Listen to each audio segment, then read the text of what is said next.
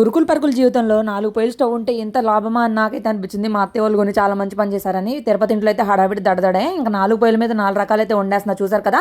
గుడ్లు అయితే ఇలా తొక్కు తీయకూడదు అని చెప్పి ఒక వెరైటీ చూపించాడు. నేను మా ఆయన చూపించిన వెరైటీకి నేను ఒద్దుడికి అమ్మ బాబాయ్ గుడ్డు బయటకు వచ్చిద్దని చెప్పాడు. ఇంకా గబగబా ఆ సింకులో ఉన్న అంట్లు కూడా తోమేస్తున్నా ఓ పక్కన.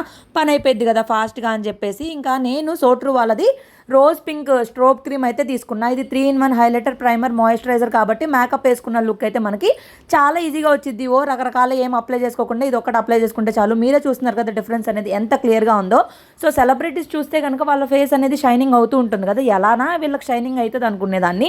ఇంత ఈజీనా ఇంత తక్కువ కాస్ట్లోనా నాకే అర్థం కాల. లింక్ అని కామెంట్ చేయండి, లేదంటే నేను యూట్యూబ్లో అయితే ట్యాగ్ చేస్తాను, స్క్రీన్ పైన చెక్ చేసేయండి. సో దాని తర్వాత హబీకి ఫుడ్ అయితే పెట్టడానికి నానా తిప్పలు 30 తిప్పలే పెడుతుంది. బయట తిరుగుతా, బైక్ మీద తిరుగుతా తింటాడు. దాని తర్వాత అత్తయ్యకి, మామయ్యకి, మా హస్బెండ్కి కూడా అన్నం పెట్టేసి నేను కూడా అయితే తినేసాను. సో ఈరోజు మా హస్బెండ్ అయితే నన్ను వదిలేసి ఊరు వెళ్ళిపోతున్నారు. చాలా బాధగా ఉంది, కానీ తప్పట్లేదు, విజయవాడలోనే ఉండాల్సి వస్తుంది. చాలా పెద్ద కారణమే ఉంది ఉండడానికి. ఎంతకీ ఏంటిది అది నెక్స్ట్ వీడియోస్లో చెప్తాను.